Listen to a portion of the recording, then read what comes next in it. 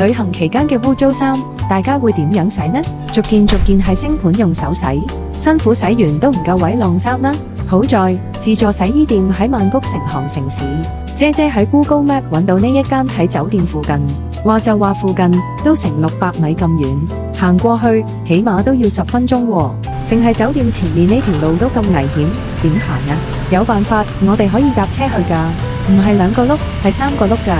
Download 呢個 MoveMe App，用信用卡增值至少50匹。如果你要去嘅地方喺佢服務範圍裡面，指定上落車點附近，就會 call 到車啦。去到上車點，揀好落車點，我哋而家 call 車先。我哋一人一貓，揀普通車得啦。選擇同其他乘客坐同一部車，而唔係包車。呢程車嘅車費只需要13匹咋。咁個 app 就開始揾車啦。揾到啦，係196號車啊！記得撳確認啊！要等多8至12分鐘，仲可以睇到部車而家嘅位置添。196號車而家好近酒店啦，應該就到㗎啦。見到啦，196號車終於現身啦。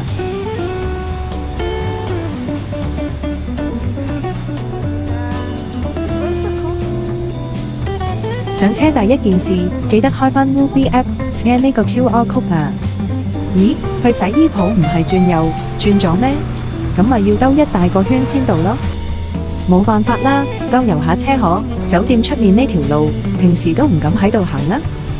介紹返先 ，MoveMe 係一個2023年先推出嘅叫車 App， 叫到嘅係得3個轆嘅嘟嘟車，但佢唔係普通嗰啲喎，係電動嘟嘟車。特別之處係佢提供共乘服務，所以每位乘客嘅車費可以好平。但 MoveMe 只提供喺細範圍裡面嘅短程駁腳服務，仲要喺 MoveMe 指定嘅位置上車同落車。其實就最適合自由行旅客喺曼谷冇行人路嘅橫街窄巷裡面穿梭。每部車可以坐6位乘客，話就話係共乘。我哋搭咗3程，只得1程遇到其他乘客，其餘2程我哋都可以包車。唔好意思啊，我驚細會飛咗出車，所以佢仲未出到鏡住。如果落雨，仲可以打開兩邊嘅膠鏈。搭咗差唔多10分鐘，終於都到洗衣鋪啦。唔該晒師傅，希望回程可以搭返你車啊。姐啲衫已經喺機裏面洗緊㗎啦。咁頭先我哋就要喺度唱散紙先，將20匹、50匹或者100匹紙幣唱成10匹硬幣。跟住過嚟呢邊買洗衣液同埋柔順劑，唔識泰文唔緊要，右邊呢排掣有英文嘅。3款柔順劑，2款洗衣液，10匹有2包。洗衫價錢按洗衣機大細同洗衣溫度而定。我哋揀用10公斤洗衣機，凍水40匹就搞掂啦。洗衫步驟好簡單，機身有英文指示，將衫放入洗衣機，閂好道門。留意英文指示，將洗衣液、柔順劑或者自備嘅漂白水、消毒藥水放入適當空格，跟住選擇洗衫溫度，凍水、暖水或者熱水，按顯示嘅價錢入頭先唱嘅10匹銀仔，凍水洗40匹。姐啲衫就係呢部機洗緊，大概要洗半個鐘，等到口渴仲可以買啲嘢飲㗎。最乖係你啦，明明唔係洗你啲衫仔，都肯陪姐嚟洗衫。